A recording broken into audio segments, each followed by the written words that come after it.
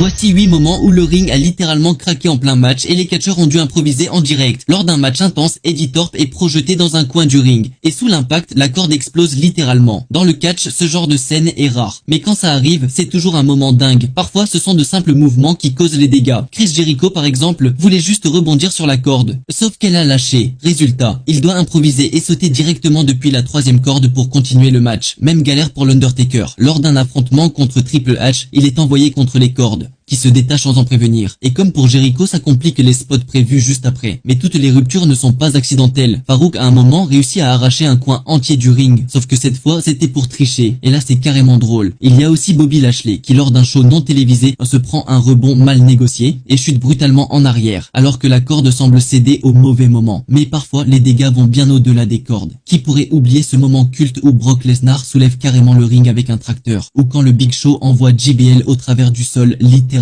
Et justement, en parlant du Big Show, c'est peut-être le catcheur qui a détruit le plus de rings dans sa carrière. À chaque fois, la même recette. Une superplexe depuis la 3e corde, un impact monstrueux et un ring qui s'effondre sous son poids. C'est ça aussi le catch, quand le décor lui-même devient victime du spectacle. Et franchement, c'est pour ce genre de moment qu'on adore ça. Et toi, c'est quelle destruction de ring qui t'a le plus marqué? Dis-le en commentaire et abonne-toi pour ne rien rater des moments les plus fous du catch.